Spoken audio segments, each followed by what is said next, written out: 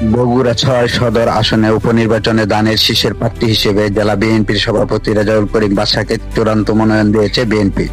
দলটির চেয়ারম্যান ও প্রধানমন্ত্রী তারেক রহমান ছেড়ে দেওয়া ওই আসনে জিয়া পরিবারের কেউ প্রার্থী হতে পারেন এমন গুঞ্জন থাকলেও শেষ পর্যন্ত স্থানীয় অভিজ্ঞ রাজনীতিকদের উপরে আস্থা রাখল দল। বৃহস্পতিবার ২৬শে ফেব্রুয়ারি সন্ধ্যায় রাজধানীর গুলশানে বিএনপির চেয়ারপারসনের কার্যালয় থেকে তার নাম ঘোষণা করা হয়। বগুড়া ৪ আসনের সংসদ সদস্য মোহাম্মদ মোশাররফ হোসেন সামাজিক যোগাযোগ মাধ্যমে বিষয়টি নিশ্চিত করে বলেন, আলহামদুলিল্লাহ, জেলা বিএনপির সম্মানিত সভাপতি রেজাউল করিম বাদশাকে দলীয় মনোনয়ন দেওয়া হয়েছে।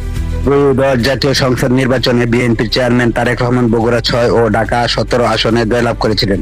তবে গত ১৬ ফেব্রুয়ারি তিনি ঢাকা ১৭ আসনে প্রতিনিধিত্ব করার সিদ্ধান্ত জানালে বগুড়া ৬ আসনটি শূন্য ঘোষণা করা হয়। রাজনৈতিক মহলে আলোচনা ছিল এই আসনে জিয়া পরিবারের কোনো সদস্য প্রতিদ্বন্দ্বিতা করতে পারেন, তবে দলীয় সিদ্ধান্ত অনুযায়ী এবার স্থানীয় নেতৃত্বেই অগ্রাধিকার দেওয়া হয়েছে। গত ২৪শে ফেব্রুয়ারি নির্বাচন কমিশন ইসি এই আসনের উপনির্বাচনের তফসিল ঘোষণা করে।